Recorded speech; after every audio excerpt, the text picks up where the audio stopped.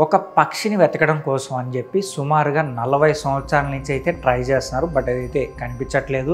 And మరో విషయం ఏంటంటే ఈ పక్షిని వెతకడం కోసం అని చెప్పి ఇప్పటికీ కోట్ల రూపాయలు అయితే ఖర్చు చేశారనమాట. ఏంటి ఆశ్చర్యపోతున్నారా? ఇది ఎక్కడ అనుకుంటున్నారా? ఇది మన ఆంధ్రప్రదేశ్లోని కడప జిల్లాలోనే అనమాట. ఆ పక్షి పేరు వచ్చి కలివికోడి. సో దీని గురించి మీరు వినే ఉంటారు. ఈ పేరు బాగానే అందరికి తెలిసిన పేరే అని నేను అనుకుంటున్నాను. బట్ ఈ కలివికోడిని వెతకడం కోసం అని చెప్పి 40 సంవత్సరాలుగా అయితే ట్రై చేస్తున్నారనమాట. ఫస్ట్ ఈ కలివికోడి ఎప్పుడు కనిపించిందంటే 1848లో ఒక బ్రిటిష్ శాస్త్రవేత్తకైతే ఈ కలివికోడి కనిపించిందనమాట.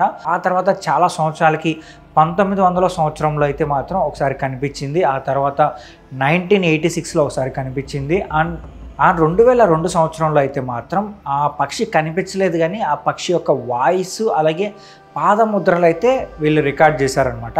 సో అప్పటి నుంచి అయితే మాత్రం ఎక్కడ కనిపించట్లేదు. అండ్ దీనికోసం వెతుకుతూనే ఉన్నారు. అసలు ఈ పక్షి కోసం ఎందుకు వెతుకుతున్నారు అంటే మాత్రం ఇది ఒక అరుదైన పక్షి. అండ్ ఇది మన దేశంలో తప్ప మరి ఏ దేశంలో ప్రపంచంలో ఎక్కడా కనిపించదు అనమాట. సో దీన్ని కాపాడుకోవాల్సిన బాధ్యత అయితే మన మీద ఉంది కాబట్టి సో అటవీ శాఖ అధికారులు అయితే మాత్రం దీన్ని వెతకడానికి అయితే ట్రై చేస్తూనే ఉన్నారు. బట్ అప్పటి నుంచి అయితే ఇది కనిపించట్లేదు.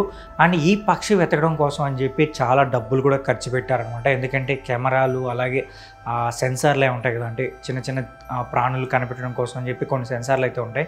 వాటి కోసం కావచ్చు, అలాగే డ్రోన్స్ కోసం కావచ్చు, ఇలా చాలా పరికరాల కోసం అయితే డబ్బు అయితే ఖర్చు పెట్టారనమాట. బట్ ఎనీవే ఈ పక్షి కనిపిస్తే మాత్రం చాలా అంటే చాలా బాగుంటుంది. ఎందుకంటే ఇలాంటి అరుదైన పక్షులను అయితే కాపాడుకోవాలన్నమాట. అసలు ఈ పక్షి ఉందా లేదా అంతరించిపోయిందన్న విషయం కూడా తెలుసుకోవడం కోసం అని చెప్పి అధికారులు అయితే ట్రై చేస్తున్నారు. బట్ చూద్దాం మరి. సో దీనిపైన మీరేమనుకుంటున్నారో కూడా కామెంట్ చేసి చెప్పండి.